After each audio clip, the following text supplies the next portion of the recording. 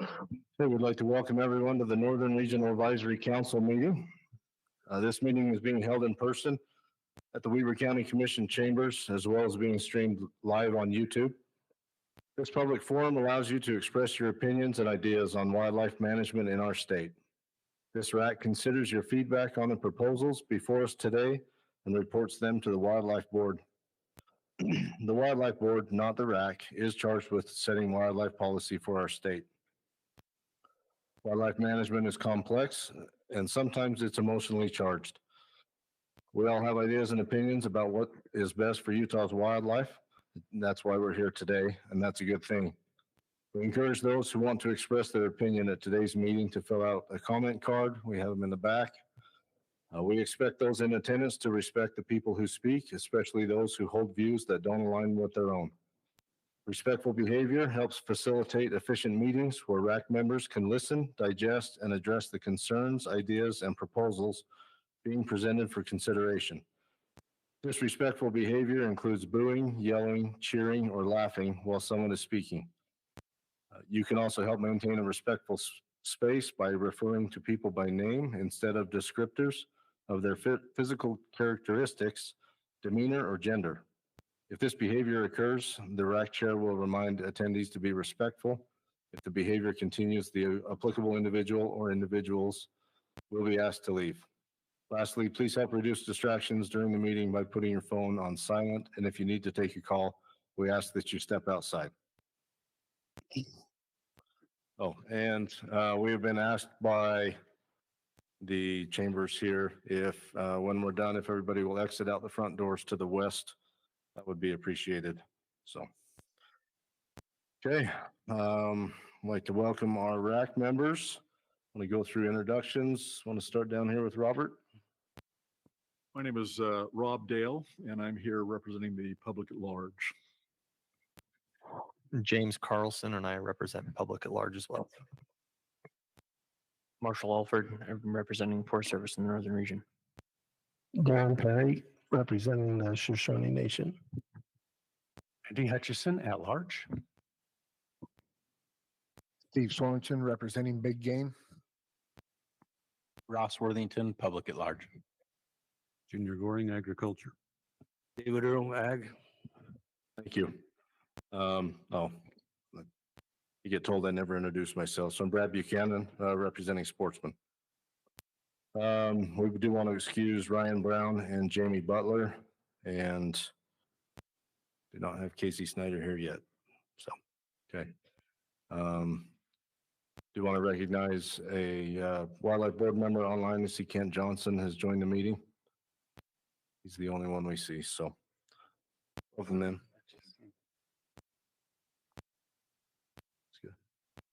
Jessica Wade will also be joining us late. Yeah, thank you. We want to welcome our DWR staff, specifically those provided presentations and are available to answer questions throughout the meeting. So Darren DeBloois, our Mammals coordinator, is online. Chad Wilson always likes to join our meeting. Private Lands Public Wildlife Coordinator, and Kobe Jones, the Wildlife Section Chief. We want to welcome the public that are attending in person and that are watching on YouTube. Those that are attending in person will have the opportunity to provide comments regarding any agenda item. If you wish to make a comment, you must fill out the comment card for the item you wish to address and see that we receive it prior to the RAC discussion. We'll turn those in over here on to Jody on the side over here. The public that are watching on YouTube will not be able to provide live comments during the meeting. However, the presentations were provided for viewing online. The public was able to provide comments to the RAC members for this meeting. Okay, I think that takes care of all the introductions. So first agenda item here, well, number 2 is the approval of the agenda and minutes from the last meeting. I'll make the motion to approve.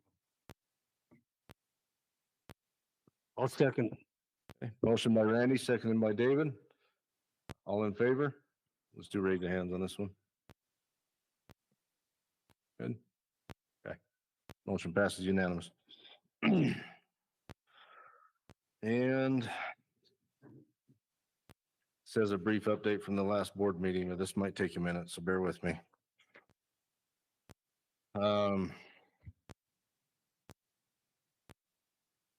So for agenda item, this is the board meeting on May 2nd. Agenda item we'll move to number 3, buck deer permit recommendations for 2024. We had a motion to approve the buck deer permit number recommendations as presented by the division. And we had a amended motion by Bryce Thurgood to ask that we amend the motion to meet in the middle of the permit recommendations with an increase in Southern Region permits. The amended motion died for lack of a second. The original motion to pass as presented passed 3-2. For once in a lifetime permit recommendations for 2024, had a motion to approve the permit number recommendations as presented by the division, including increasing the moose permits on North Slope from 22 to 25. Then an amendment to that motion to ask that we increase the bison permit numbers on hunt number 6535 from 3 to 5 permits. The amended motion was accepted. Sorry, this is, then another second amendment to this to the original motion would ask that we reduce the Mineral Mountain Ram permits by 1. That motion was not accepted by Bryce Thurgood, so the back to the original motion with the first amendment that passed unanimously. It gets more simple from here. Below permit recommendations for 2024, a motion was made to approve the permit recommendations as presented. That passed unanimously. Buck pronghorn permit recommendations for 2024. Had a motion to approve the permit recommendations as presented. That also passed unanimously. Antlerless permit recommendations for 2024.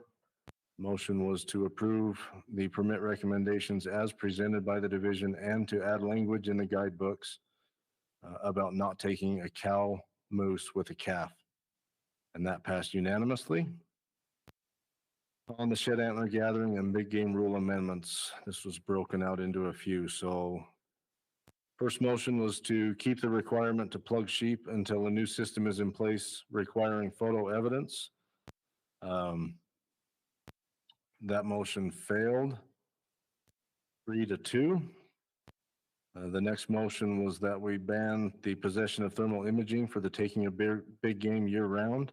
That motion died for lack of a second. And the next motion was to ask the Shed Antler Gathering Committee to reconvene and recommend shed antler gathering dates for residents that matches the non-resident dates. The division should report back with a new recommendation from the committee during the December 2024 RAC meeting and January 2025 Wildlife Board meeting. And that passed unanimously. And another motion to accept the remainder of the division's proposal as presented. And that failed 4-2. And the next motion that we accept the remainder of the proposal as presented, excluding the season closure for non-residents on shed antler gathering, and that passed unanimously. And the final motion was the CWMU antlerless permit recommendations for 2024. And the motion was to accept the division's recommendations as presented, and that passed 4 in favor and 1 recusal. Any questions from the Wildlife Board meeting? Okay. All right, on to regional update. Blair? All right, thank you. So we have a lot of stuff going on in the region right now. As spring season hits, we get a lot of people doing survey work. A lot of our staff are out doing habitat things. So try to get the summary of it here for you real quick. So wildlife section, they're busy right now doing lambing surveys out on Antelope Island. We've seen a few lambs so far. Look, hoping to pick up a few more. Surveys will be going through the end of this month. We also have the Great Salt Lake Bird Festival going on. It'll be starting tomorrow and running through Sunday. So if you're interested in birds, learning about birds, or just seeing birds, it's a great time to go out and participate in that festival. And we have pelican and bat trapping that's going to be happening in June. We also have some pygmy rabbit surveys that are happening right now in our shrub steppe areas in the region. Our waterfowl team's busy right now, being farmers out in the waterfowl areas. We're doing a lot of shrub plantings and food plots. These are primarily for upland birds, but a lot of waterfowl species benefit from these as well. And a lot of just ground nesting birds. One of the other big projects we've been working on are Phragmites burns. So each spring we try to get out there and burn if we can. We had a couple of good burn windows this spring. We were able to pull off a 1,200 acre burn at Ogden Bay. That's a lot of the Phragmites out in the pintail unit. It opened up a stand of Phragmites out there that's been probably dozen or more years out there since it's been open and had bulrush and things. So should be great waterfowl habitat this fall. We also did a smaller burn on Bear River Bay. We were able to successfully do that as well. And these burns require a lot of coordination from a lot of different people, especially from Forestry Fire and State Lands, one of our sister divisions and local firefighting agencies. So we appreciate all their help with those. On the Great Salt Lake, we're doing a lot of surveys out there as well. And we just recently completed the Intermountain West Shorebird Survey. It's a survey across multiple states looking at shorebird distribution. And we've also found that there's pelicans nesting on Hat Island again. So it's been since about 1943 since we've seen birds nesting there. So this is good news for us that distributions have changed quite a bit as the lake went down, and now we're starting to see them in different areas as the lake comes up. So this is a good sign. Pelicans are coming back and nesting here on the lake. In our law enforcement section, we have a new employee. His name is Christian Knudsen. He's our new AIS specialist, so he'll be running AIS operations for us. Our officers have also been out educating boaters on the new program for AIS stickers. This has been a little bit complicated for people. It's an annual course that's required for all boaters. If you have a motorized boat, there's a sticker now that's required that's $20 that you'll need to get. If you have questions about this, there's a website, it's stdofthesea.utah.gov, and it's a good place to learn more about the boating regulations and some of the needs you have for the sticker and other things. Another activity our law enforcement officers have been participating in is just looking at people out shed hunting. Last year we had a lot of violations. That was probably largely due to the closure. Our officers spent a lot of time just doing surveillance with trail cameras, decoy antlers, patrols, and also drone surveillance. This year is very good news. We've seen very good compliance, hardly any issues out there. So we're happy to see that. And it's given our officers other things that they could focus on this year, aside from just looking at shed hunters. Aquatics staff have also been really busy. One of the things they've been doing is doing Columbia spotted frog egg mass surveys in Upper Provo and Weber drainages. We've also been busy stocking tiger muskie this month. We've done 13,000 fish at Pine View and another 5,000 at Newton. Also have some activities going on at Bear Lake. We've been doing some gillnet surveys, and we also are just starting our fish trap up there to catch cutthroat for egg collection. We also have some upcoming work, a lot of gillnet surveys still to happen at Hiram, Echo, and Rockport. We'll also be doing some electroshocking surveys at Newton, as well as some grayling egg collection coming up here next month. Our outreach section, they've been busy with events as well. A lot of things happening there. One of their big projects they had this last weekend, they had an archery shoot up at Hardware Ranch. We had a lot of participation. Archers were able to come and learn, improve their technique and shooting form. Also had a lot of shot angles and things like that they were participating in. So it was a great turnout, and we had great help from Cache Valley Archers and provided a lot of help with that event. Our habitat section has been busy planting shrubs on our Millville Providence WMA. So last month we were able to plant about 1,500 shrubs. That was with a lot of help from Utah State as well as the Mule Deer Foundation, so we appreciate their help. Another issue we're seeing on our WMAs is just a lot of more human activity than we're used to in the past. One of the things we discovered was this trail on our Millville Providence WMA. It'd been there for quite some time. People had brought in material and really built up a trail where they were biking fairly regularly. So This last weekend, we had a group of volunteers that helped us come and shut that trail down and pull some brush and things over it to try to keep people from using it. But we continue to see this be an issue, and it's something we'll probably be facing a lot more on our WMAs in the future of just people loving these areas and getting out and participating in all forms of recreation on them. Another thing we've been working on is our Brigham Face WMA. So we had quite a bit of erosion on the Fire Break Road this last year. We have a crew up there right now working on it. Box Elder County has been a great partner on this. The WMA is temporarily closed right now, but we'll be reopening soon for people to travel on. And lastly, our administration section. We've been planning for an open house we have for our new building that we moved into 2 months ago. That'll be next week on the 21st from 1 to 3. So you're welcome to swing by and get a cookie and see our new facilities. And we also have a lot of seasonal staff that are being hired right now. So we're busy getting them hired and working for us. And also doing year-end budget stuff is what we're spending a lot of time on right now. For any of you who are interested in opportunities, a lot of these things I just mentioned, you're welcome to come and participate with us. We have sheep surveys going on through May. Pelican and bat trapping will be starting next month, and then electrofishing, shocking surveys are going to be going on for the next couple months if you're interested in getting out on those. And that's my update. Okay, thank you. Any questions from RAC members about that? I do want to recognize Nikki Wayment has joined us online, as well as Jessica Wade. You both want to introduce yourself?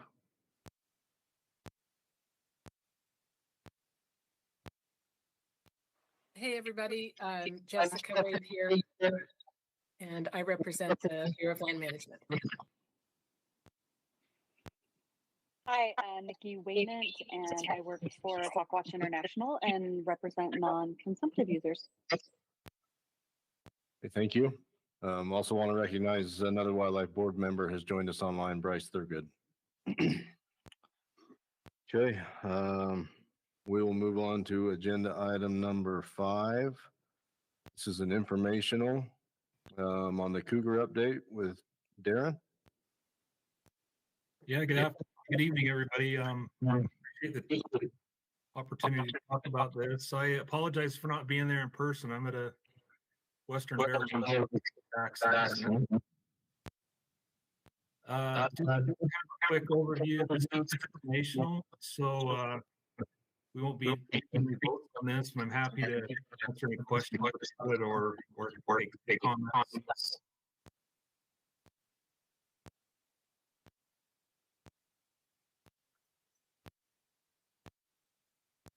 Okay. Any questions for Darren on the Cougar update? I just had it. Again, a lot of the numbers don't seem like big changes, but I just noticed, and if there's been any feedback from like houndsmen or anything like that, because while largely that's majority of where lions are taken, 100 lions, year over year would seem like to me a pretty big difference versus where that was made up in trapping. So I was just curious if there's been any feedback pushes or anything like that. I just know that was a lot of frustration from the houndsmen back when that change was made. Yeah, we have been talking with Utah Houndsman Association. They do have some concerns about lethal sex, catching their dogs, and we'll continue to have discussions with them. But we just made a lot of changes last year, and we felt like with just 1 year of changes that it was a little bit early to make a lot of additional changes. And so we're gonna wait another year, take a look and see what that data looks like. Darren, I've heard a few trappers say they cannot sell a green pelt. That's true, right? Correct. Yeah. Right now, the rule requires the pelt to be tanned, and then they could sell it, but they can't sell it green at the moment.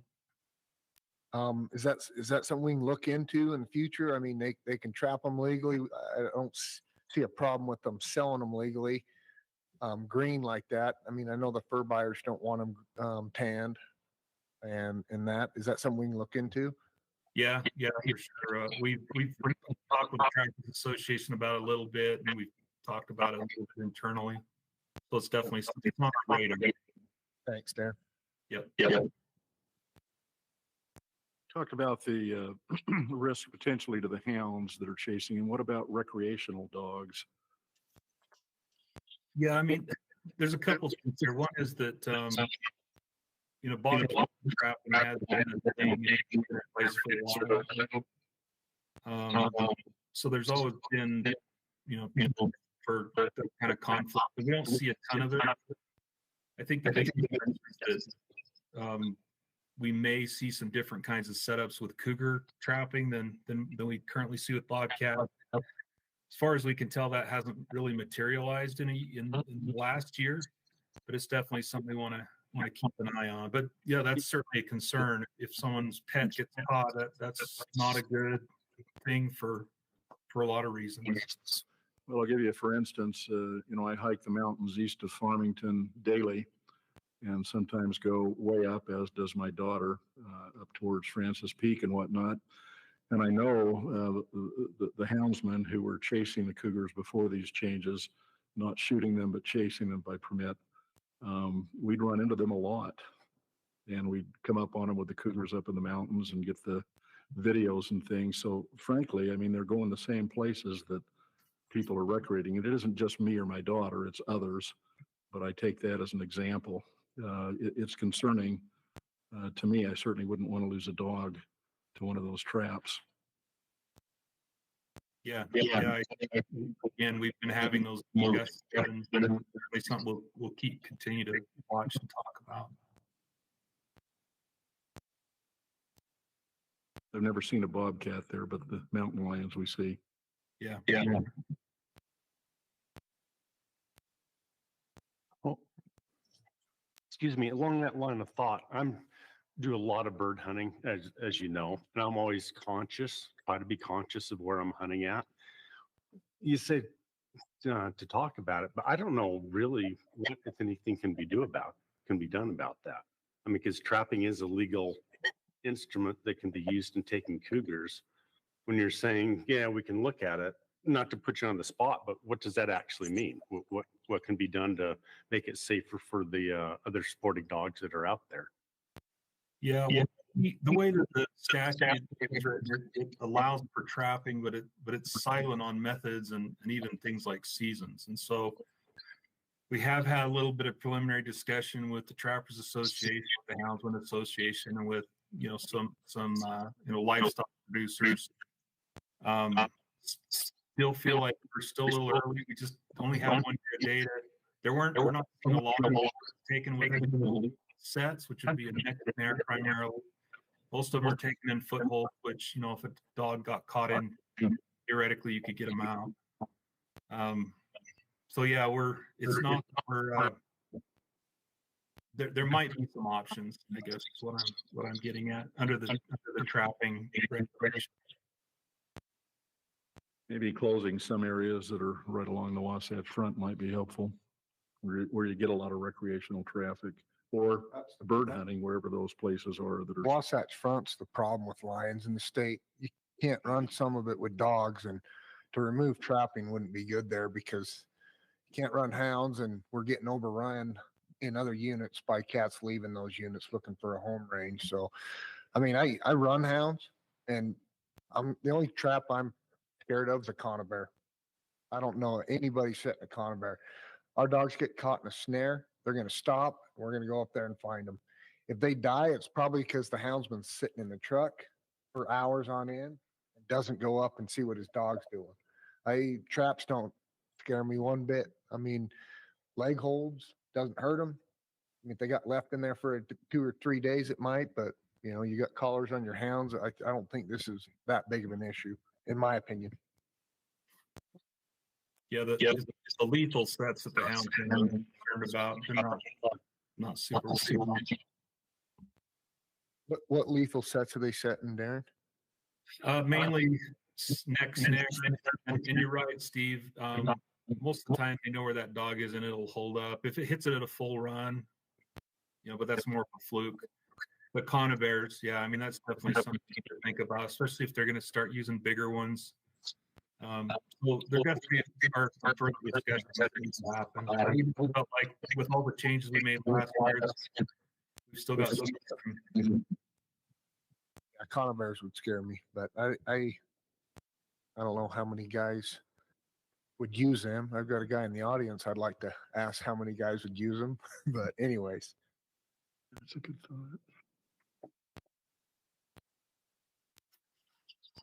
Okay. Do you have any questions from the public? This is an informational item, so we're not going to be making a motion on it, but if anybody has any questions. Steve, there's a time frame for the trappers. They have to check their traps. Yes. And what was that? It's 48 hours but only 46 for a lethal set. But you also have to bear in mind that it is against the law to allow a hide to waste. And so the mix, well, if you leave it in the trap for a long time, So you'd assume that they're probably checking them sooner than what the law states then, that they have to check their traps. I think Darren was referring to like summertime, if they're trapping like in the summer. winter, not as Winter, you're fine. it looks like, just based on what we've seen in the conversations I've had, most of the lines taken in trapping are just taken in bottom. That happened for years. In the past, people needed to leave the cats, and now they have the option to take them. And so that's, I think, by and large, what's going on. There are some folks that are trapping just for lions, but most of them are bobcat or coyote trappers that are catching lions incidentally.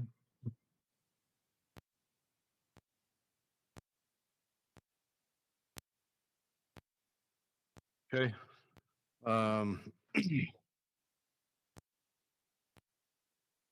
think given the size of the crowd, we'll go ahead and have a couple public comments on this, even though it's just an informational item. We will not be making any motions on this. So Cody Bassett, followed by Walter. Sorry, I'm bad with names. Zarek.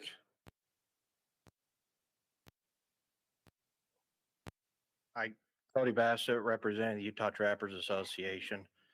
One of the things with the Lions, a lot of this stuff, it's new. And so one of the things we've been trying to do is educational. With this being new, we're trying to kind of be proactive. We don't want to see somebody dog caught. You know, we're trying to be proactive to where we avoid these incidents, that type of stuff. Where it's new in the U.S., there's only one other state that does this, and that's Texas. And so it's we're just trying to, I guess, put it to where we're trying to figure things out to where we can avoid a lot of these conflicts. And we'll kind of see where things go from there. But no, we are trying to be proactive on that to avoid a lot of the concerns that have been addressed. So. Well, did you have any specific thoughts or ideas at this point through your organization? Individually? Right now is education. I think, the hardest part is with the way the law is set up is where you only have to have a hunter's education or hunter's ed education. And the hunter's ed does not provide any trapping, anything like that. And where you run into these conflicts are usually from pretty much uneducation. Like most trappers know, they'll get them in their bobcat sets. They'll wait till the winter to get them. But right now it's just a form of education, trying to inform the public, trying to be mindful of where to set because, before it was just trappers would be with bobcats and now they're following lions. And so just be mindful of where you set your traps, that type of stuff. Cody, so you can trap you can trap a lion or a coyote without a trap number? No, you do need a trap number. Okay. So, yeah. Okay, thank you. Walter. I'm not going to butcher your last name again. Sorry. It's all good. Name's Walter Zarek. I'm representing the public. I've been a trapper for years, and having to let go of lions was a pain, especially trying to get a DNR officer to come out and help.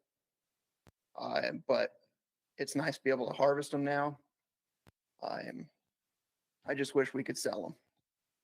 because you can only tan so many lion hides and then it gets expensive. So, but that's my comment. Support the division and go forward from that. Thank you. Before I get too far along, we have been graced by the presence of a wildlife board member, so I'd like to welcome Brett Selman to the meeting. Appreciate you coming along. Okay, anything else on the Cougar update? Any other questions? Okay. Oh, thank you, Jody.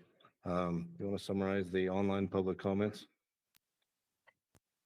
Yep, I could do that. So we had just 2 people respond to this. One person strongly agreed and one person was neutral, and there were no comments about the item. Thank you. Okay. We will move on to agenda item number 6, CWMU rule amendments. Chad Wilson. This is the earliest you've ever stood up at this podium. I probably Yeah.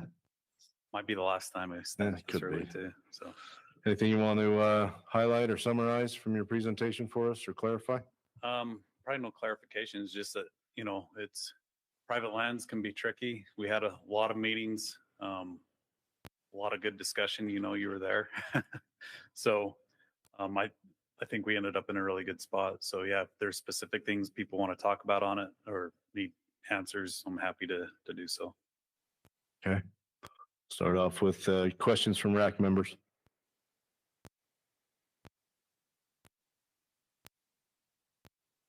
I'm going to ask some. I was asking them before, but this is more just stuff that's come from the public. So I guess it's kind of public answers that people reached out to me on. So one, for a long time, has been a push on tag allocation changes, right? There was nothing in that.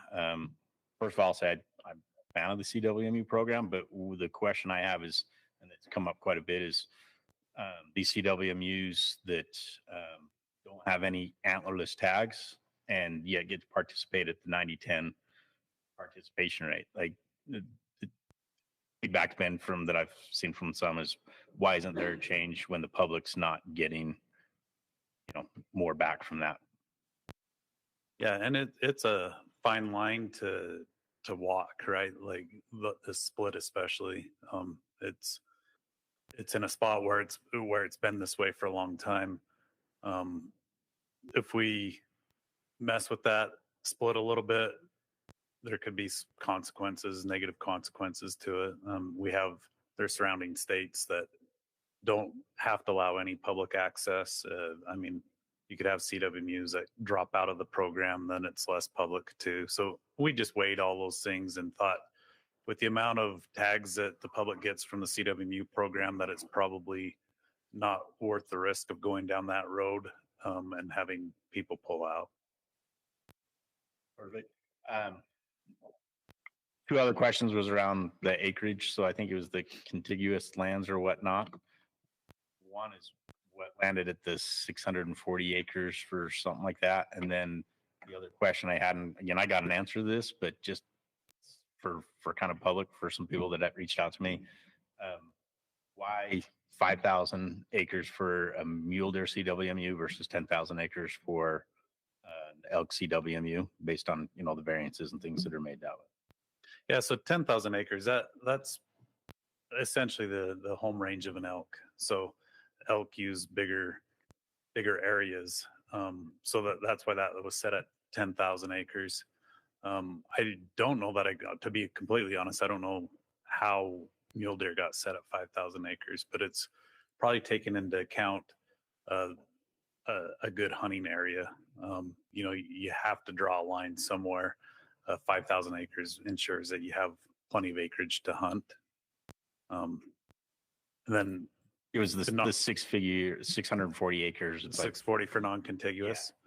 Yeah, that's just a section. So we had some other, now we can't remember if it's rules or laws on the landowner side that we use the 640 acres for that too. And so consistency of saying 640 acres is just, it's a number of sections what we use a lot. So.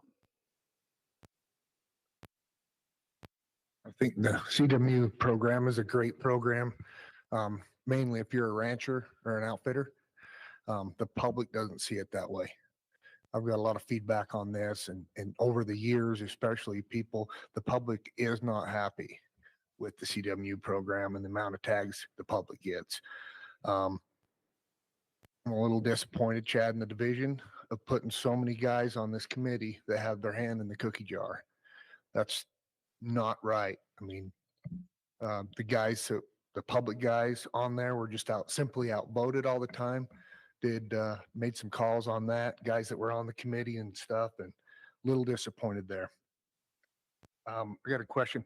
How many of the extra cow tags are going to the public? There's a part in there to give them more tags.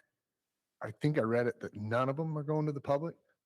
No, that's not correct. So, so you're talking about the over objective units. So it's only if you're over objective for one. So if your unit's at an objective, which probably most of the states fairly close to that, I think. But if you're over objective, then there's a few different measures that you can do. But one of the first ones that we would look at is everybody that has a cow tag could go get another cow tag. So if a CWMU is doing 90-10 split, that's 100% of everybody that had a cow tag could get another one. So I'd have to reread it. And then how many more tags will be given to the public if the land isn't touching? Like these new 640 acre pieces that are within 5 miles, if I read it right? 4 miles. Yeah, within 4 miles. It's just a case by case basis. There's going to be some that probably don't ask for any additional ones. It's just another spot to be hunted. If it's a significant amount, I mean, we'd just look at it and see what makes sense. All of those tag numbers come back through the RAC and the board process. So there'd be. I should have read it tonight instead of a week ago, but I said something about one additional tag or something. Okay, so that's if. So we have our minimum acreage requirements. If you're within 90% of that, then you can apply to be a CWMU. But if you're granted and if you're at 9,000 acres and you're wanting to be an elk CWMU, you can apply to be an elk CWMU. If you're granted that, then there's an additional public tag. Kind of, I don't know if you want to call it a penalty for having under acreage, but yeah. Okay, thanks.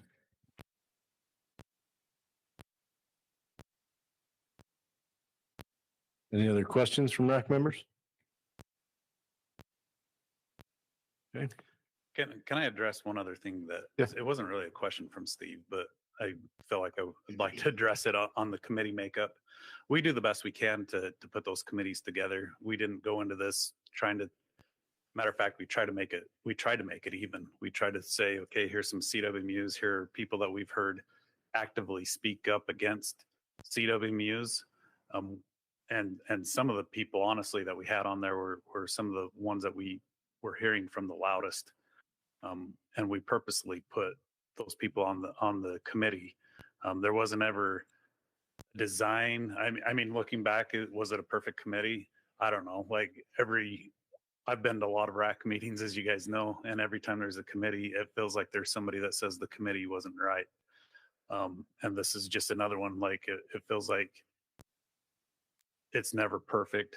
We tried to get people that we felt like were looking at the program and could analyze the program. And we tried to get some of those loudest voices that we felt like were pushing back against the program. Yeah. You know, and that comment of mine comes from emails that was sent to all of us and people that were on the committee. So, I mean, was there more people with their hand in the cookie jar on the committee than other guys? I don't know. That's what I've been told, but. And I would say my observation from the end of it was that we had 6 CWMUs and 6 not CWMUs, and then we had CWMU advisory committee members and things like that. But not always were those people that were not part of CWMUs. They weren't always aligned on everything, right? So some of them felt really strongly about certain aspects that we talked about, and some of the other ones were like, no, I don't feel strongly about that. So, I mean, I guess you can say what you want about it, but that was the feeling that I got, was that th- just the people that weren't part of CWMU just weren't 100% aligned on all the issues. And so it did make it so they probably felt like they weren't making any headway on it. That's good. Just, I guess, some more follow-up, I guess, to that.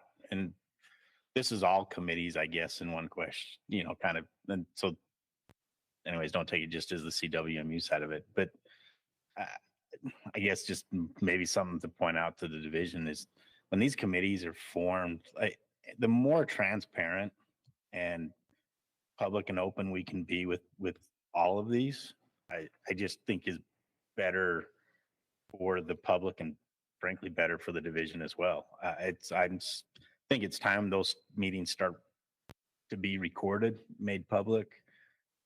Is it worth as well, same as like us, that people that end up on those committees, that it's put out there, just not a name, but like where their affiliation is? Because again, it is back to a transparency. It's back to everybody being represented.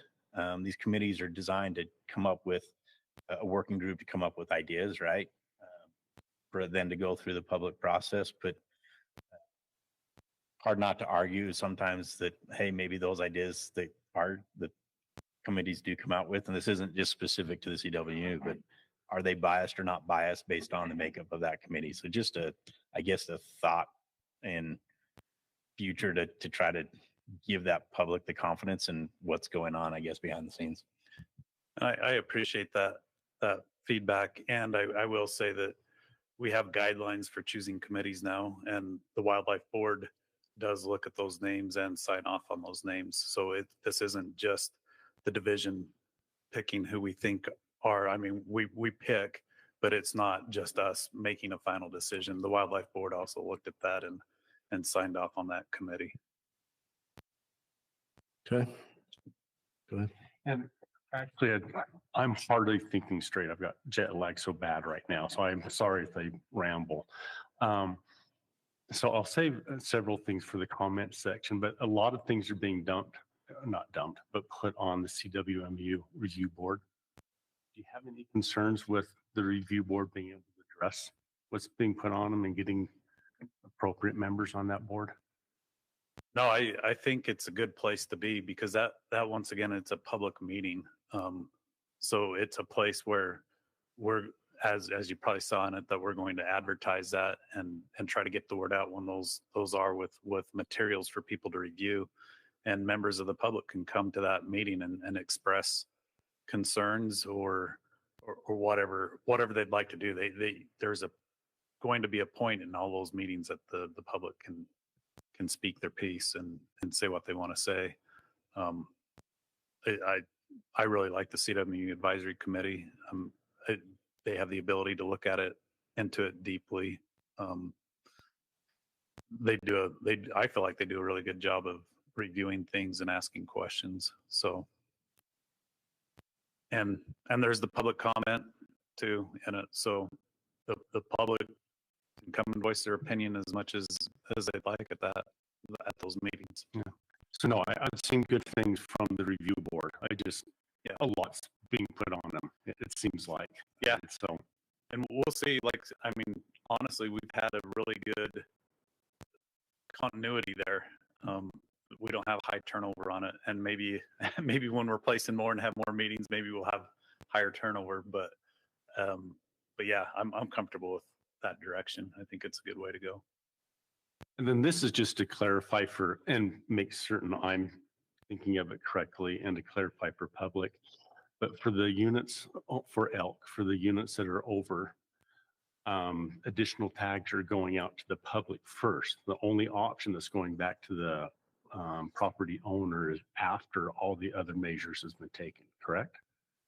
So yeah, so they'll have, well, there are some measures. So if we go, maybe I'll try to see if I can pull that up to make sure I don't miss anything. But there's things that we can do right away, like that we'd be able to say, you have a cow tag, now you can get another cow tag. So that one obviously isn't after the season's over. If all antlered hunters would be able to get a second cow tag. But then there are other things like, let's say if a CWMU ended up with a bunch of elk on them, they harvested their quota and they still have a bunch of elk on them. We could call a depredation hunt, get some public hunters up there, harvest some additional elk that way.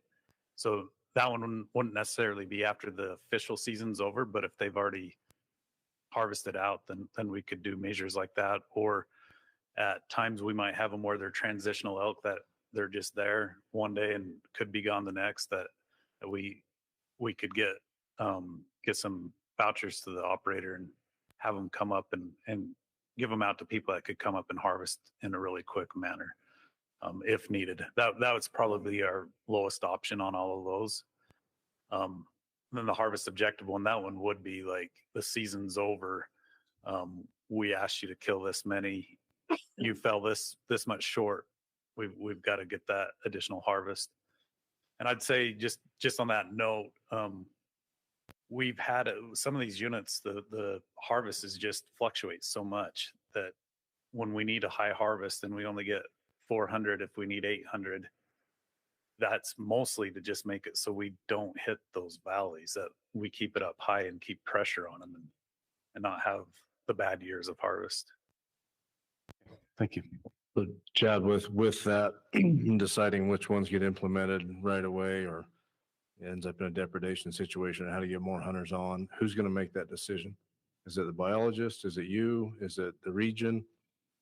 Yeah, so pretty much the way all those things work is usually it comes from the region. So the biologist, manager would make a recommendation, then work up through Blair and then up to the Salt Lake office. And yeah, so there's multi levels of looking at it and making that decision. Just to clarify, you said antler would have the option to get a tag and maybe a second. What about the antlerless? If they're needing harvest and objective and stuff like that, does that go to them as well if there's people already with an antlerless on a CWMU? Yeah, yep. Okay, any other questions? Do they have to report their kill? Yeah, part of the, yep. Okay, so that mandatory harvest now. So yeah, and that goes along with even like everything that's on the CWMUs. If you've got that tag, it has to be that mandatory. Yeah. So they'll know exactly how many cows are being killed. Yeah. Oh, perfect. Okay. We do want to recognize another wildlife board member has joined us online, Paula Richmond. We got 4 out of 6 now, so.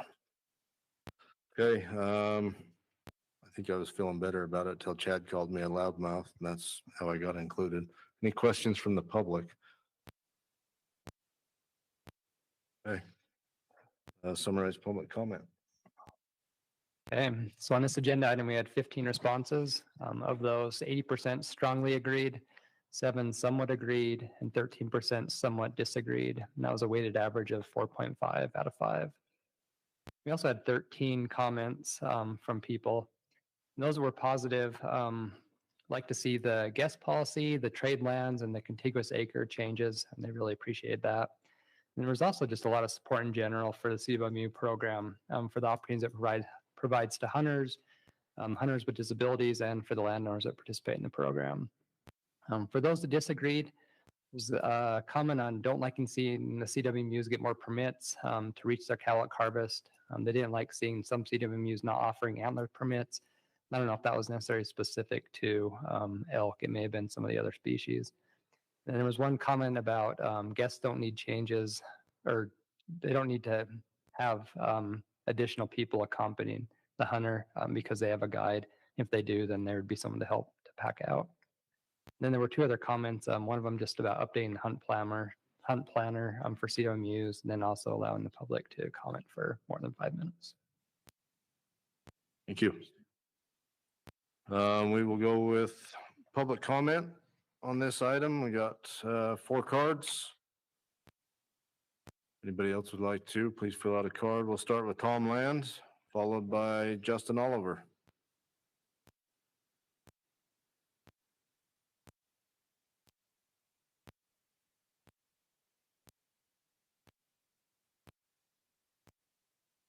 Thank you guys for taking your time to do this for us. I sat on that rules committee, and one of the things I wanted to comment on after listening to you guys, there was a lot of give and take, both sides. I know they keep talking splits. There's too many CWMUs that would fall out if we change splits on them. That's just the comments I've had from other CWMU operators. We support, as I'm the operator of the Deseret CWMU, been there for 32 years since the start of the program.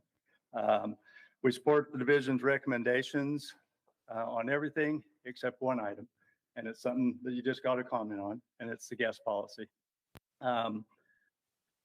We guide all our elk hunters, we guide all our moose hunters, bull hunters. Our cow elk hunters, we give them the opportunity to come up and spend some time hunting on their own, or they can do a guided hunt. We have 310 cow elk hunters.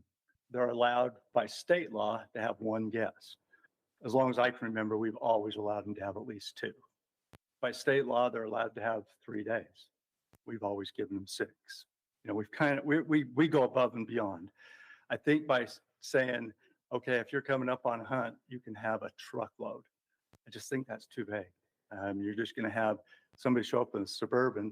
You got 310 people that show up with 5 guests all at one time for 6 days. You're going to start ruining other people's hunts and stuff. So we encourage you to go by the state law. Let the CWMUs, most of us work really hard to make the public hunt happy. You know, my original manager up there, Rick Danbeer, was real instrumental in starting this program. Scott McFarland, our manager now, the number one thing they pound into my head and all the guides' head, the cowboys' heads up there, take care of the public. I mean, that's the biggest part of this program, is take care of the public. We want the paying hunters to be taken care of, but we also want to treat these guys the exact same way. I wouldn't let one of my paying hunters bring a truckload of people. You know, same with the cow elk guys when we're guiding them. You just don't need a whole truckload of people. You know, a couple of guests to help somebody pack out a cow elk. If somebody gets in a bad situation, happens every year, multiple times. Somebody will shoot an elk down in a place, they can't get him out. If he's a 30-year-old kid in great shape and he's got 2 helpers with him and in great shape, they can go pack it out. It may take them a day and a half. That's all right. They have a good time up there. But to have, you know, a truckload, it's pushing above what the law is telling us to do. Appreciate your time. So you're being very generous with what you do. What about others that don't? What would you recommend? It sounds to me like the state law isn't maybe sufficient in your view, because you go above and beyond that. It depends on the CWMU. I mean, if you're in an area where, you know, I'm gonna use Daniel Richens, for example, up in Chalk Creek. A lot of just rolly, nice country to pack out of. You know, 1 or 2 people's sufficient. Some of our country is a little bit steeper, a little bit nastier. If we don't get the snow, the elk stay up in the higher country, a little bit harder for them. If we get a bunch of snow, them elk get pushed out to the east side. Heck, they can drive their truck usually within, we have enough roads out there, they can usually drive a truck within 100 yards of them. So I guess what I'm asking is, aside from state law, what would you propose? Taking across the board the whole state of CWMU. So as we go through this, I'm going to ask that we don't engage with every public person that makes a comment. We can reserve our comments for later, please, just to stay within the structure. I just wanted to get his information. yeah, I would say maximum of 2. 2? Yeah, but I do like the state law, you know, and over-regulating things is, you know, most of the CWMUs, and I'm actually on the CWMU Association board. We have a representative here. We talk to all the guys all the time in the CWMU program. And there's going to be a lot of them that say, yeah, heck yes, this truckload of people's fine on our place. We have 1 state hunter, you know? So when you start talking, when our antelope numbers are normal in another couple of years, I mean, we'll have over 500 state hunters on our CWMU alone. So thanks for your time. Thank you. Justin Oliver, followed by Cody Reese.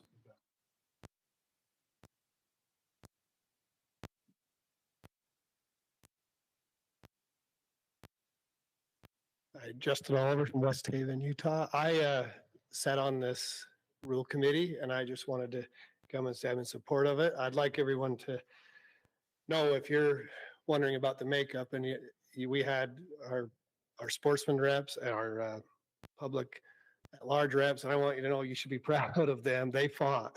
And if you represent the CWMUs, be proud of them. It was a battle. I mean, we had long discussions. We had someone that I had to go and repent after hearing the words he said when we were in there so much. He got so upset at it. No, we had a lot of discussion, and it was interesting to hear both sides of it. I sat as a RAC member for 8 years, and I felt like, having sat and listened to so many of the concerns from public and concerns from the members of from CWMU operators, I felt like I was going to be able to go to that meeting and be able to be a good representative. And as I was there, I tried to do that, and I didn't get everything that I wanted, and a lot of the votes, I think I went there thinking, for the public, for everyone, but also about the resource.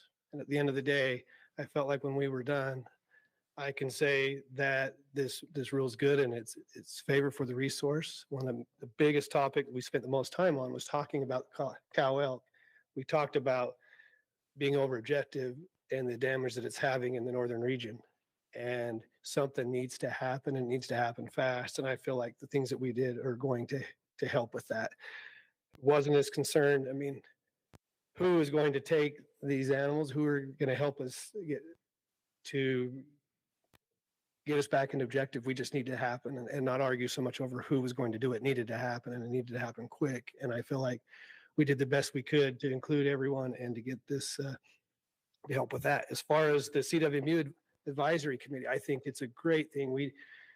There's been a lot of rules that were always in place that weren't being enforced, and there was a lot of stuff that maybe wasn't as open to the public, not by it wasn't purposely not shown, but now this advisory committee is going to let people be more involved when there's trade lands, when there's anything that needs to happen. You're going to be able to see it and hear the explanations, and it's good.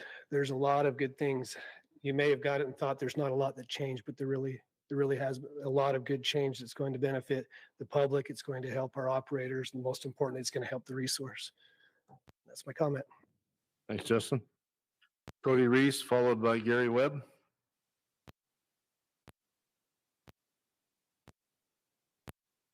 Hello, gentlemen. I'm Cody Reese. I'm here on behalf of Youth Hunters Voice. I'm here tonight to give you guys our opinions of the CWMU rule amendments and the recommendations that have been put in front of you.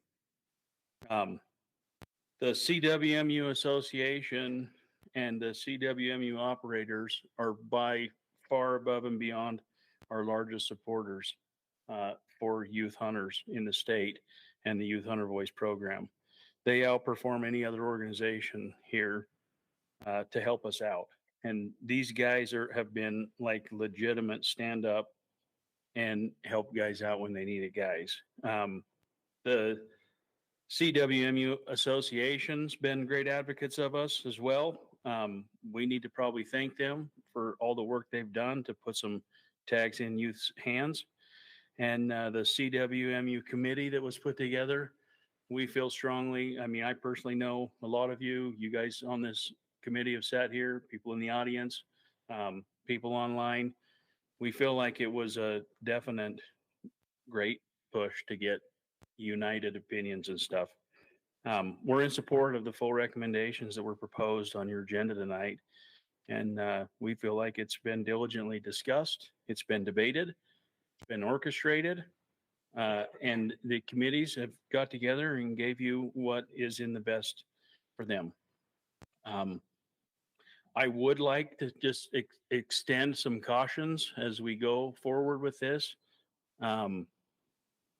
We don't want to lose this program. We want to keep this program intact. This is something that's important for the state to have. I know it's been mentioned, the splits, the this, the that, that we're dealing with 97% private property. This is guys that don't have to give the state anything. Okay, this is a good program. So let's keep it good.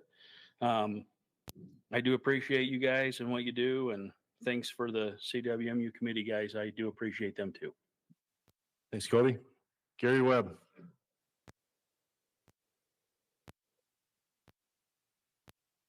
I'm Gary Webb. I'm here representing the CWMU Association. I'm on the board of directors.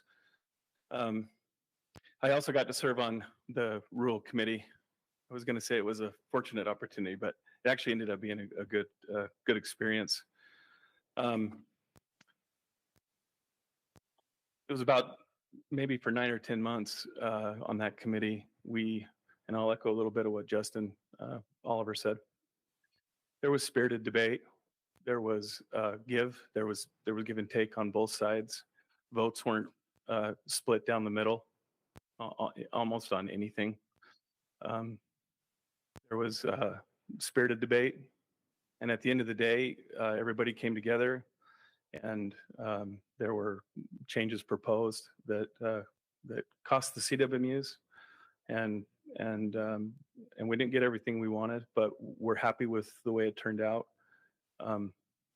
And hats off to the Division of Wildlife, because they navigated this very fine line between private land and the public opportunity on that private land, and they did a great job. And at the end of the day, I think there were great friendships formed. I got to know a lot of people that I didn't know, and I've been in the CWMU program as an operator going into my 25th year, and met a lot of people for the first time, and got to know them, got to know their personalities, and we've become friends. And and on that note, a little bit about the history. Back in 2001 and 2002, when I got into the program, I've been a part of it and watched just a transformation of positive change from those early days till now, where there's 136 or 37 CWMUs, 2.7 million acres of ground. There were 1,600, roughly, maybe a little bit less, permits last year that went to the public in the state of Utah, residents of the state of Utah, that were given the opportunity to draw a tag and hunt on private land. And fortunately, no real large complaints that landed in front of the advisory committee.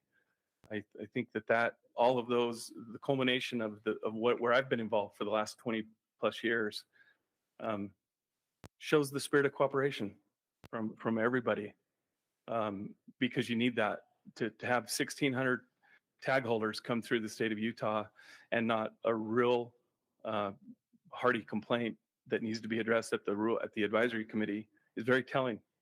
It shows the cooperative effort by the private landowners, the public that draw the tag and hunt on those private lands, and we're very proud of that, and we're proud of the way that the rural committee came together and voted, and we wholeheartedly support the division's recommendations from the association. Thank you. Thank you, Gary. Okay. We will move on to RAC discussion. Actually, can I ask one question of Chad that just brought up off the top of your head? Do you know how many complaints we've had, say, over the past 3 years? Not necessarily they came to the advisory committee, but just in general? Yeah, I don't know that I've ever had more than 10 complaints, even informal ones. We do try to work out most of them beforehand, right? Like, so if a complaint came in and it can get resolved to both parties' satisfaction, that's what we try to do. But even including those calls, I don't know that I've ever had over 10 in a year. Okay, thank you.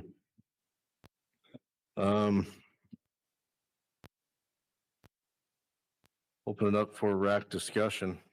I've got plenty to say, but I'll hold up with my comments for just a minute. So I'll go quick. And Chad, actually, if you don't mind, I know if this is a comment section, but I've got a question for you, because I forgot to bring it up, and I think it was Chad that mentioned it. I remember being shocked when I read and saw the video that allowing guests to bring in up to 5 or 6 people, how many people you can cram in a truck legally. What was the feedback in the group on that? Because I'm going to admit that shocked me. Yeah, so the thought is by law now, they're required to allow at least one person. And part of this is if there's not a guide option, right? So the thought behind it is what we're really trying to accomplish is if you're on a big animal hunt, whether it's a moose or an elk, and you only have one guest, if you're only allowed one guest, that could prove to be difficult for some people. So the thought was, if you have a group of people, it's not more than one vehicle. They have to stay nearby, that they would have the amount of help that they need to pack those animals out. So I'd say that's what we're really trying to accomplish, is to not leave a hunter high and dry of not having the help he needs to get an animal out. Chad, they do have to stay with the tag holder. Yeah, well, and the way that I put the language in there mirrored like the mentor hunters, that I think it's within verbal and visual. But yeah, the principle being that you're close by, not just all over the mountain. Do you by chance remember what that boat was? Because I'm shocked. If it's a small CWMU, it doesn't freak me out too much. But the large ones, I think that's a legitimate concern. So, because people coming up with everybody's coming up. I can get 6 people in my truck. Yeah. I mean, like if you've never shot a cow elk before, this is my trophy. And so, me plus my 6, there's going to be 7 of us there. Yeah, it was actually a unanimous vote, and Tom wasn't there. So, okay. My only other comment, and this is just a comment, I'm disappointed on some of the things that weren't on the table for discussion, because I think there's some things that could have been addressed, but that's water under the bridge. But so I'm disappointed in that. I'm shocked by the public. There's almost no comments on this. As much as people yell about, hate it, or love the program, there are almost no comments on this. I can't remember the number that Blair threw up, but it was a very minimal amount of feedback. I was surprised by that. So shame on them. If you have a strong opinion one way or the other, they didn't voice it. This was their chance.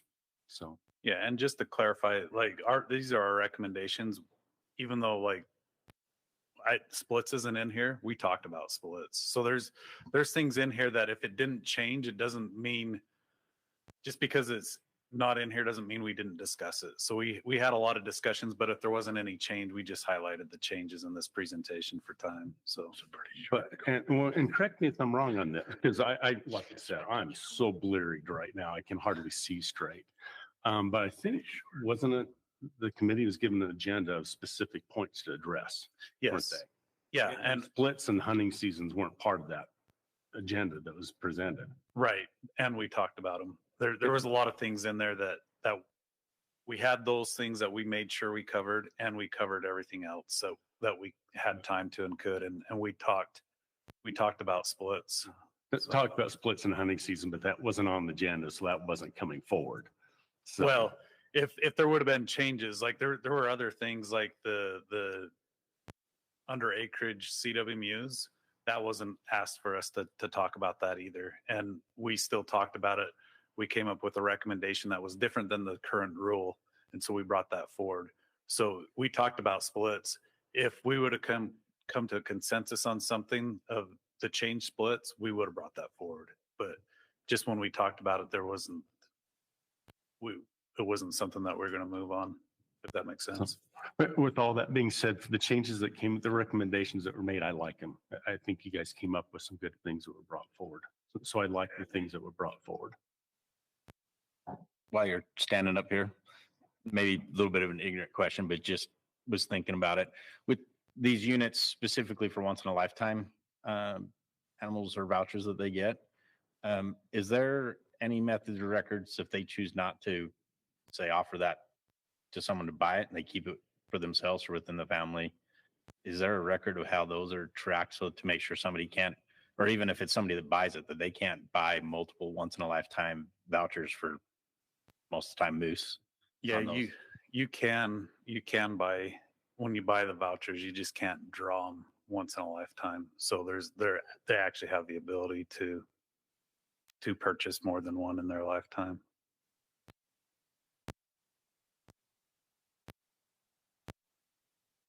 Any other RAC comments? One thing I really do like about it is it has some real specificity, some concrete indications of what happens with the under acreage. We've had those situations before where that was a real issue.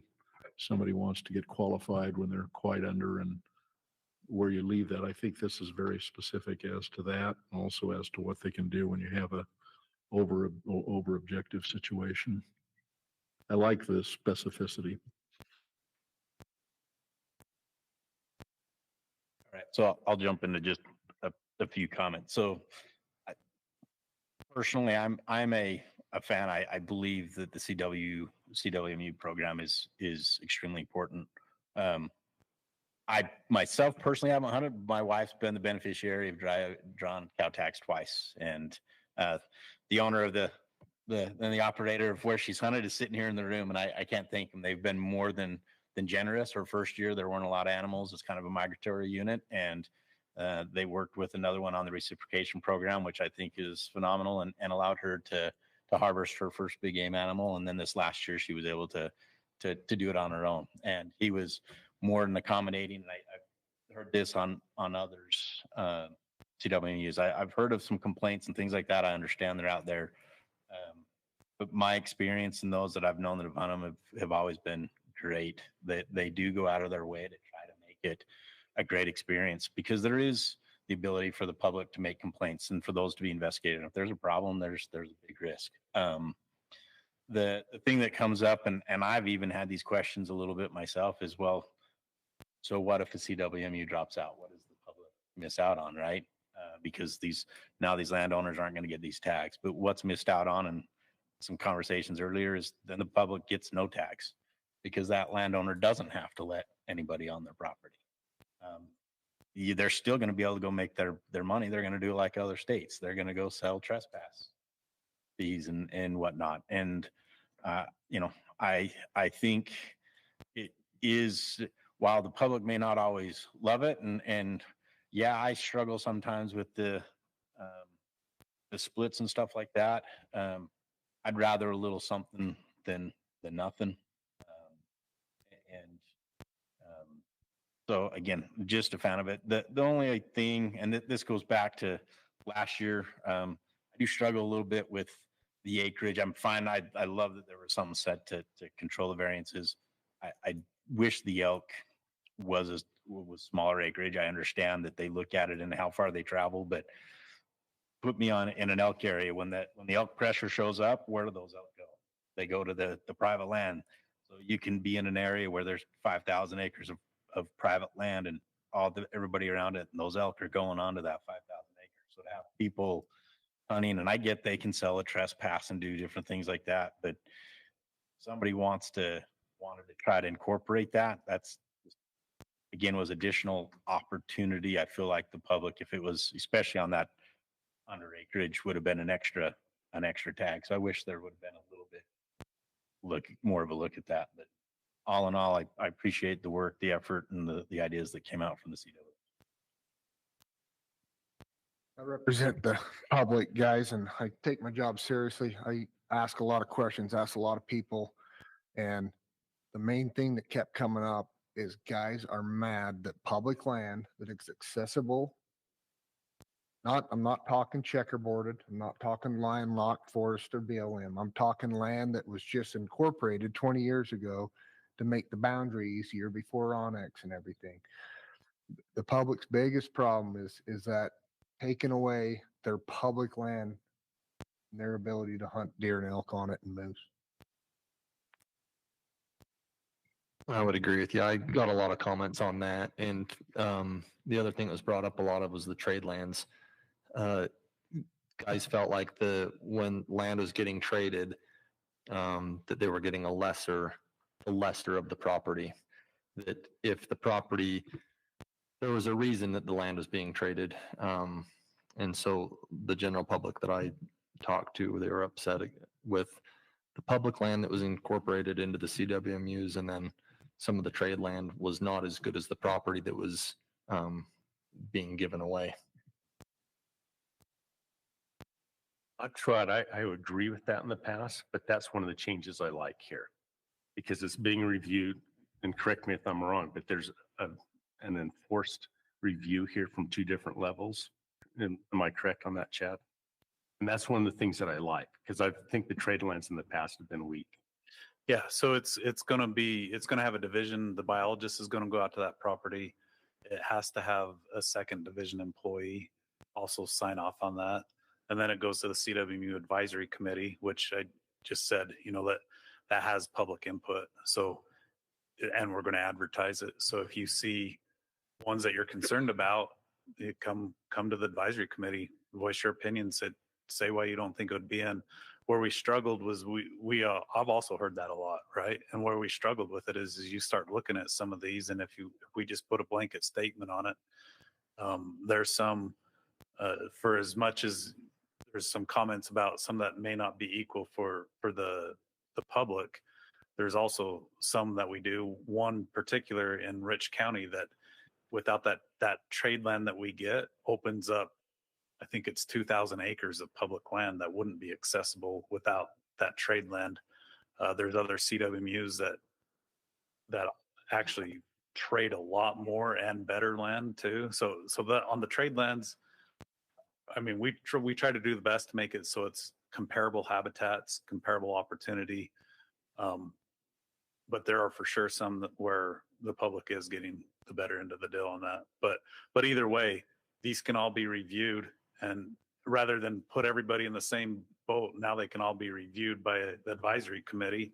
And if there's the ones that, if everybody doesn't think they're fair, then we can get a recommendation. We can get that feedback and make those adjustments. But we'd be able to still keep the ones that are great.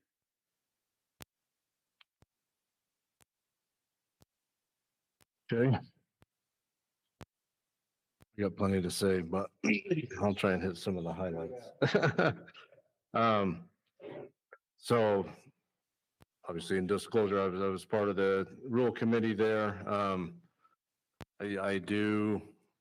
like the premise of the program. I like the CWMU program. I've apparently said enough things about it in the past that got me involved there. I think there's value in it. Obviously, this is always can be a hot topic when it comes to public involvement, and this is kind of where we see a little bit of this dynamic that a lot of the public feedback sometimes to us individually or online or whatever it may be seems to slant towards the negative, and which kind of was why I asked Chad that question. And through the CWMU advisory committee, the number of complaints from people who actually hunt on CWMUs is very low, all things considered. So I think there's great value in this because it's a balance between a public resource on private lands and there's private property rights. They're obviously very protected within the state of Utah for good reason. But we talked about the value of the program and what does it bring. Say it goes away and the public loses that opportunity, but it's not just that. It's you look at some of these units, and really part of the program is to incentivize landowners to have wildlife on their property. And if there's no incentive there, we get a whole bunch of cabin lots and ranchettes that then does affect the populations of the animals within the unit. And so adjoining public lands do get some advantage from spillover from a lot of these properties. And I can think of a few units up here in the north that takes into account. We did have discussion on splits, and for a meeting or two, it wasn't super in depth to be fair. I think one of the aspects sitting on the committee and being able to converse with operators and start to see a different perspective, I felt like I understood the program pretty well. And then we started talking about different aspects of it, and I realized there's still plenty of it that I didn't understand like I thought I did. But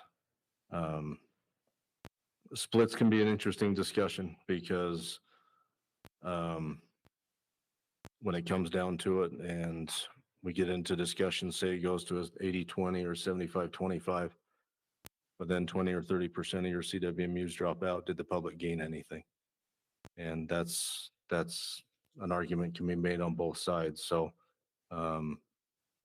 we had a lot of discussion on the antlerless, mainly on over objective units. And ironically, I felt like Morgan South Ridge got talked about in like 9 of the 10 meetings for the majority of it. And I don't know how many hours was focused around that principle, and for valid reason.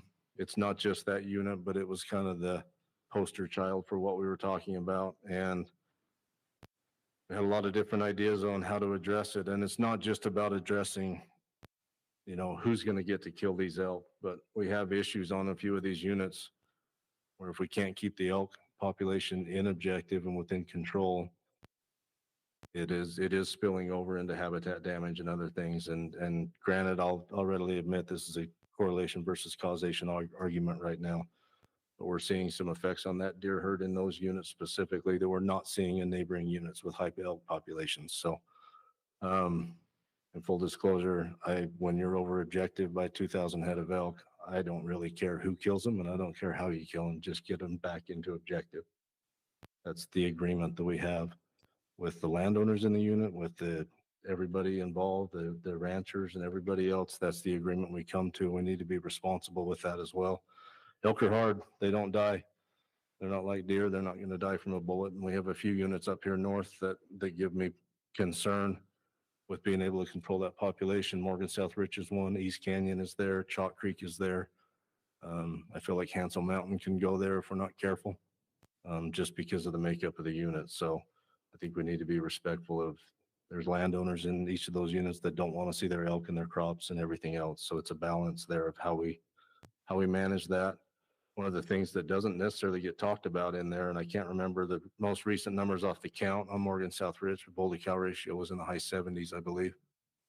If you go in there and kill 2,000 head of elk, and now we're even more lopsided bull to cow. We're setting ourselves up for a crash about 5 years after that if you're not getting the recruitment into the herd that needs to come. So it's not just about killing cows.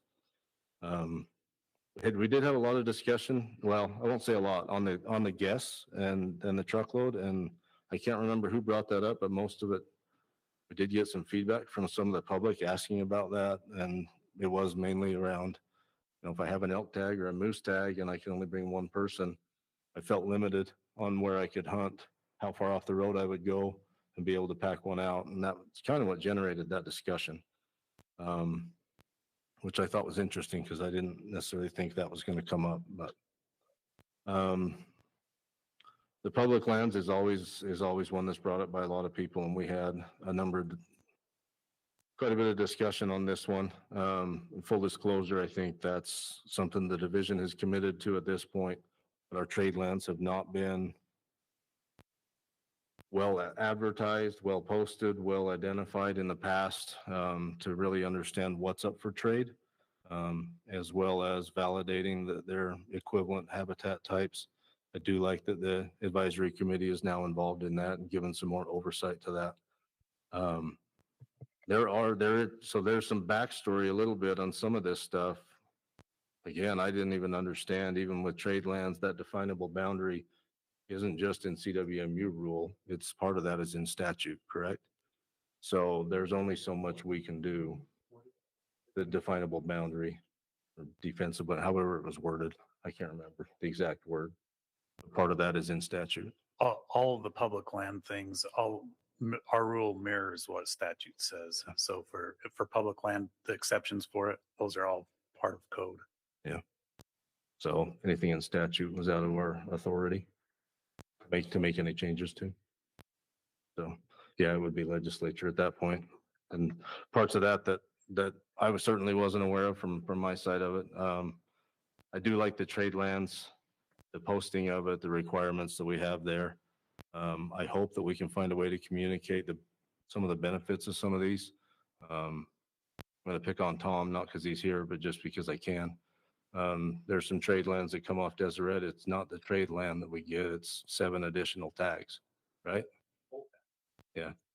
So we're trading lowland grassland that holds antelope every once in a while and picking up 7 additional tags for the public. And to be fair, most of that I don't feel like is communicated well to the public for everyone to be able to understand what the public does get out of that.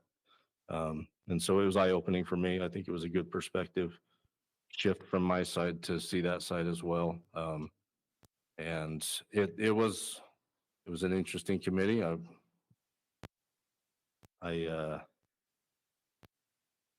To Justin's word, I was probably one of the ones that had to go repent after one of the meetings, but it was good. I don't think those of us that tried to represent the sportsmen certainly didn't get everything we wanted, and the operators didn't either. And I think that's one of the highlights that comes out of most of these committees is there was a sense of trying to get to a point of cooperation in something that's as contentious as this program can be and has been in the past. And I think we ended up, I'm okay with where we ended up. I don't agree with everything there, but I'd be okay supporting it myself. Brad, I like what you said on a few of those points. And I think one thing you said that stood out is you said that with how involved you are, you said you don't know of everything that's going on. And I think that's probably where the general public kind of gets a little bit upset is I feel like a lot of us, especially in this room, are people that are in the know. We stay involved. And then you get just the general public has not the slightest clue about what's going on.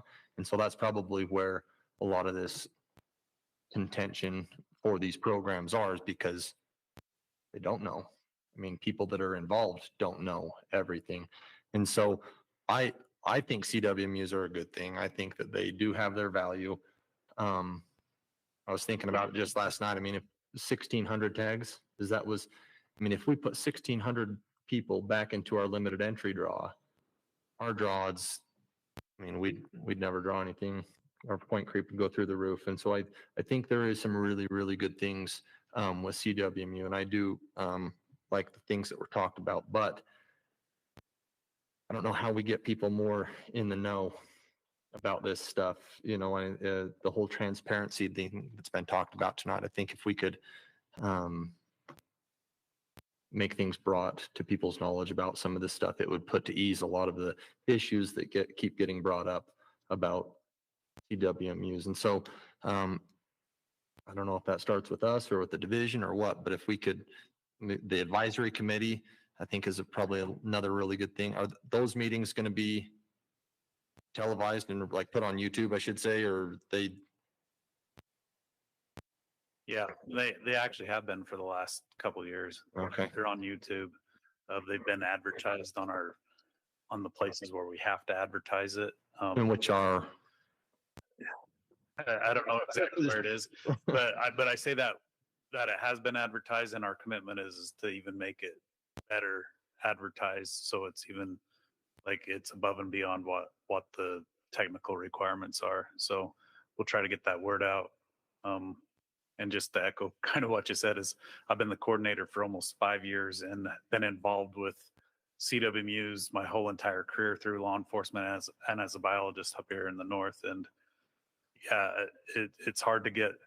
That's 19 years worth of knowledge for me of being involved with CWMUs, and I still don't feel like I know it all. So yeah, it's hard.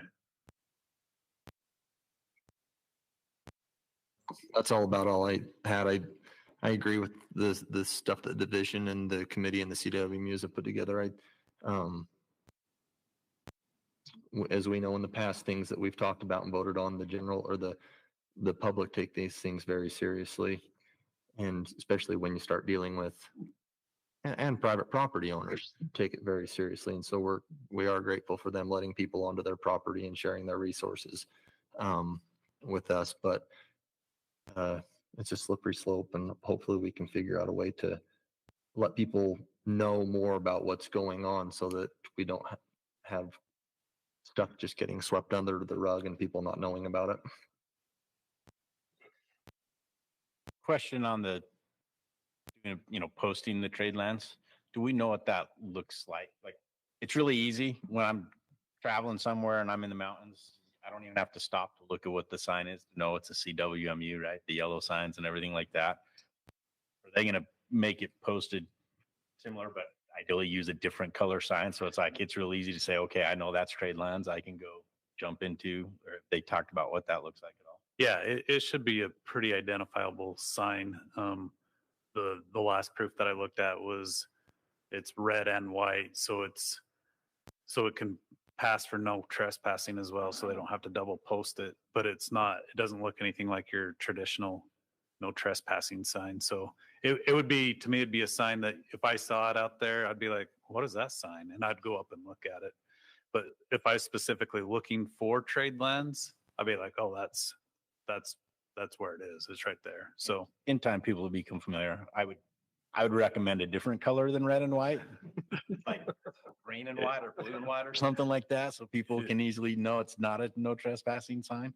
So yeah, I had those same concerns, but I think that this is a different enough pattern that it's not, when you look at it, it's not like it looks different. I think it gets your attention, and we can work going on that going forward too, like if we need to make some tweaks. Chad, if somebody made a motion to kick out land, and I'm not talking landlocked Forest Service, I'm not talking BLM that's usually checkerboarded along the border. I'm not worried about those, but those chunks that are just purely one big chunk of public going into the CWMU that is easily, you can easily figure it out now with Onyx. Are we wasting our time there because of the statute you said, or? Well, it's an enforceable boundary. So they're part of the argument can be that I've heard is like, well, Onyx. And so this really gets into the weeds, right? Like, is Onyx enforceable? Like, is there a better boundary? I mean, Deseret's here, so maybe I'll pick on them, but like they use that highway coming in out of Wyoming as their boundary. Like their land's a little bit off. But I think it's a really good example is, do we just want to take, it was brought up, I think Brad brought it up. Do you, as a hunting community, do we want to take that out and give up 7% bull tags and buck tags? That's not the public's concern. There's a lot of them in box elder, is their concern. So anyway. So yeah, but to answer your question, yeah, I mean, to me, it goes through that CWMU advisory committee. They're going to come with a recommendation to the wildlife board. And then ultimately it's the wildlife board's decision on it. They have the final decision. So yeah, we know that. Yeah. But if it can be shown that it's not good trade lands, I don't see why the board wouldn't side with that.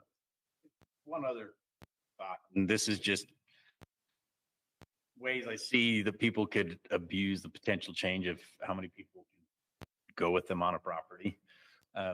Sight and sound is pretty subjective. So if somebody wants to get aggressive and do some type of push, well, technically, if I'm sitting on one side of the ridge and watching them all on the other side, they're in sight and sound if I really want them to be, right? And so I don't know if you need to be a little more, I guess, direct in what that looks like. Because yeah, you don't want to have that impact. I think for the most part, yeah, everybody's going to stay close, but I could see somebody trying to use that verbiage. Yeah, and those are hard because my original thought was like, let's do a distance, but how enforceable is it? Like, stay within 100 yards. So it's almost one of those things. No matter which direction you go, it seems like that there's pros and cons to each side of it. We have tried to give, and I've tried to make it clear to CWMUs that if they have people out breaking rules, that it can be enforceable. So if they see somebody with a truck full of people and they're all over the place, they can call a division. We'll tell them to quit hunting until we can resolve it. So we do want to have some of that to help protect the CWMUs, and that goes for all the rules. Like if they're seeing people that are breaking their ranch rules that are approved, we don't need that. And I know that's one of the sides that we see the public complaints. A side that we don't see on CWMUs, and I didn't see it until I was a coordinator, was they deal with some difficult public hunters at times that will break rules. I've talked to CWMUs that they have a 2-guest policy, and a hunter will show up with 3 cars full of people. And so I just want to make sure that they know that we're serious about that side too, to protect them and their rules that they have, because they're there. Kind of like what Tom was saying, a lot of the things that they do is to help the other hunters too, and to protect the other hunters that are out hunting. I was just going to throw, it cracks me up because I'm a lukewarm supporter of this program. But one of the things that I have to say, I think the review board has done a great job since, well, and you, I think, are the one that started it, Chad, in reviewing every application that comes up. You guys are reviewing the public and those now. So I think there's been some really good movement in that direction because I really dislike public land being in. But on some occasions, it's justifiable. So I think there's been some really good movement. One thing, and I don't want to go too far broad, but came up, made me think about it when you're talking about the signage. Another thing I don't think the public understands that I think could be listed on the website or something somewhere. These public lands aren't off limit to the public during the season. I mean, I had a friend that come to me on a question on some public land that was in it. And he goes, well, can we do this? Like, it's public land. The only thing you can't do on it is hunt those species that are in. And I'll admit, I'm nervous. I know I'm going to have a confrontation one day because I'm a bird hunter. And if there's public land that I can get to and I'm hunting birds on it, I don't care if it's during CW hunt. I mean, I can hunt that land. You know, so that, but people don't realize they can do that. And I think that's something that can be and should be advertised more. Yeah, that's another hard message to get out there. And I try to say it as much as it comes out, that is the potential. It's like, it's just for hunting that species. Anything else, I mean, you can just go for a hike on the public land. Like, it's, the public lands are not being closed down. It's just, you don't have the right permit to hunt that part of the public land. So if that, just because I've seen some good movement with the division on this, that's one of the things I'd like to see pushed as well, because the trade lands are getting better. I mean, when I started the RAC several years ago, you couldn't find a trade land. I mean, there's no way to find it. And now it's very easy on the map to find where those are at. I think this would be another element to incorporate in there to help people understand it's public land that you can legally get to. You can still do anything you want on it other than whatever species the CW is licensed to hunt. Yeah, and that's going on, like, there's different signs for the what's public land and what would be private land. And I think some language like that is going to be on those signs of saying pretty much what you're saying, that this is CWMU, it's closed to hunting elk, other activities are legal. Now, if everybody's going to walk up and read those signs, I don't know. So we probably need additional education above and beyond that. But any comments regarding anything we haven't discussed yet? I had one more question. Sorry, you guys sitting on the committee. Was there any conversation around the grandfathering of CWMUs that are under acreage? Like, again, because we're going to restrict now who can get on, but those that are, it's basically, I'm a part of the club and I'm not a part of the club. And there was a little bit of discussion in grandfather, but because it's been in practice, it was more of a discussion of anything going forward would be complying with the rule without trying to exclude what was already there. can I just add a little bit onto that? If you're one of those under acreage CWMUs that has a variance and you lose acreage, then you would no longer qualify too. So they've got to keep that intact. As long as it's intact, I mean, because it's hard to tell somebody you've been a CWMU for 30 years and this has been your shape, but now we have this rule. Now you don't get to do it. But once that shape changes, then they would fall under the rule. Okay. It's time to entertain a motion. I'll make a motion. As much as I want to chop this up and do some things, I sit on a lot of these committees and I respect the committee. Some of you guys in the audience are telling me it's one way. Other guys on the committee are telling me it's another. I don't know where to stand on that, but I hate seeing these committees get chopped up. There's a lot of people involved, and division does a heck of a job on the ones I've sat on of who's on there. You know, we're not all friends. We don't all get along, but I'll make a motion to accept the division's proposal as presented. Second that. Motion by Steve, seconded by James. Any discussion on the motion? I have one just small comment, sorry. I 100% agree on these committees. And I think that it's a phenomenal process. For those that have expressed frustrations with this program and other things in the past, just more a thing to the public of you need to submit your comments and make them heard. Like the committees are there to give a direction.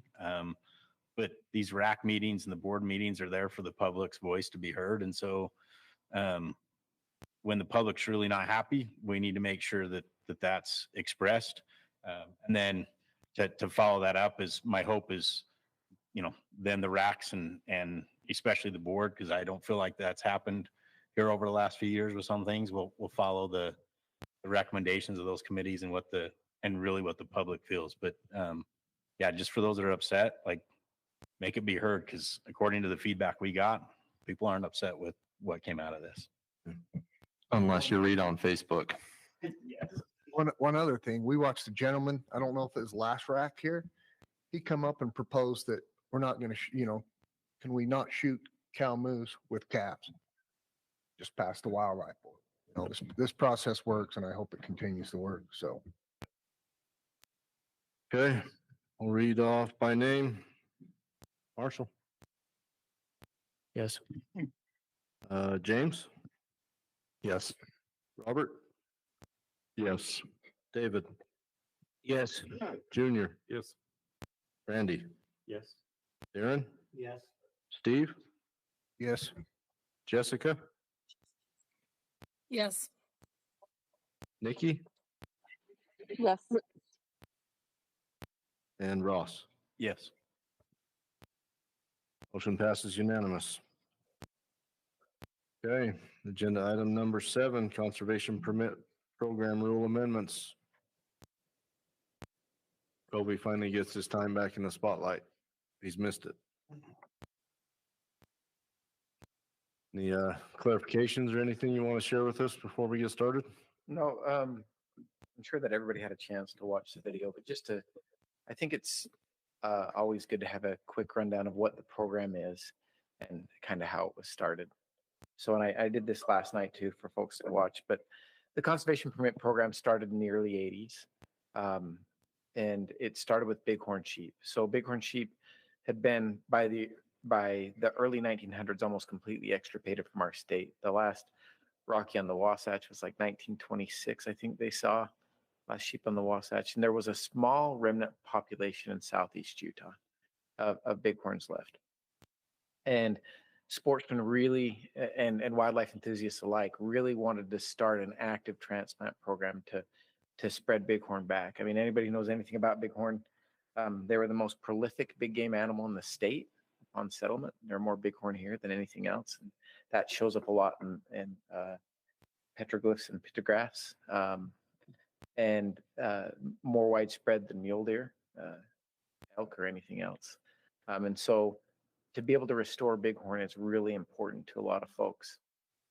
Somebody recommended that they sell one permit to harvest one ram and take all of those funds and put it back in. And that's where we had our first bighorn transplant. It was $20,000 and it was off.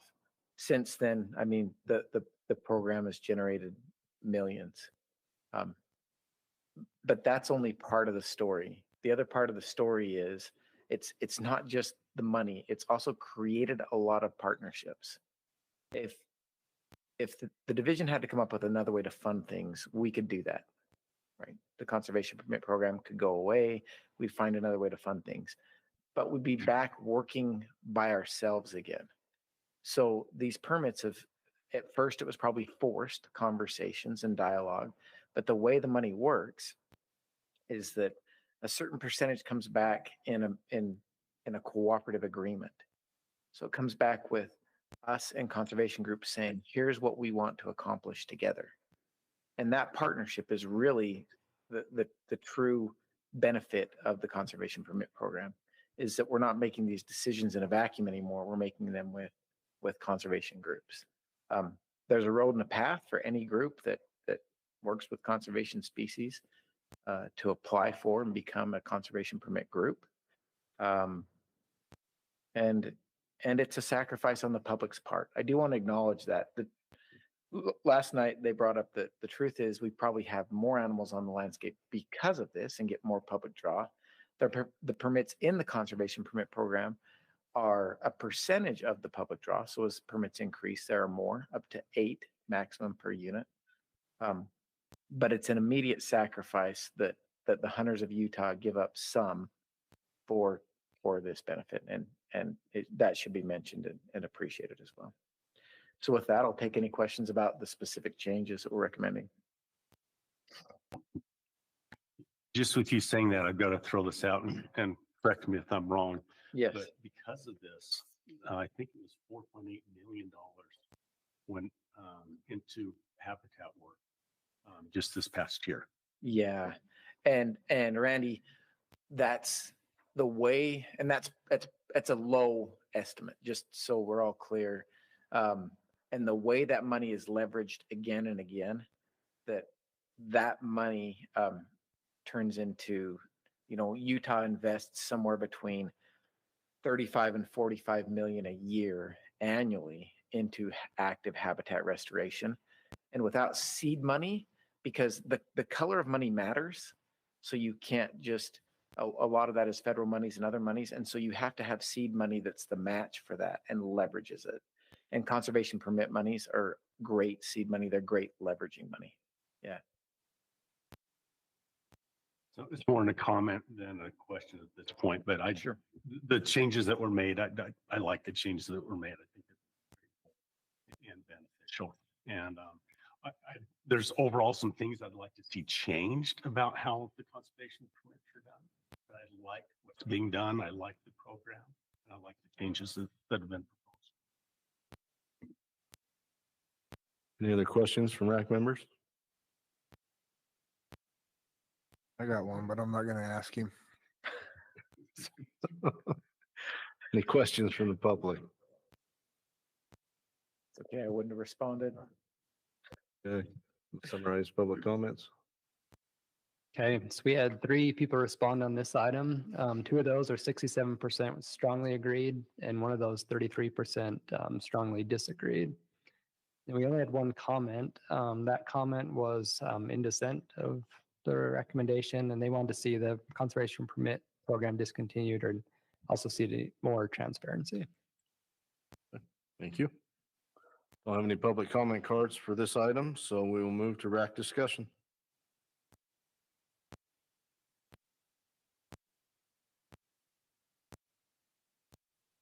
Or we'll entertain a vote. Any motions? I'll make a motion to accept it as proposed. I'll second it. Okay. Motion by Ross, seconded by Junior. Any discussion on the motion? Okay. Call for a vote. Marshall? Yes. James? Yes.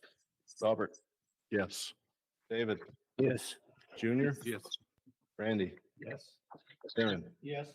Steve? Yes. Jessica? Yes. Nikki? Yes. And Ross? Yes. Motion passes unanimous. That is the final agenda item for tonight. And entertain a motion to adjourn. I'll motion. Any opposed? All right. Thank you.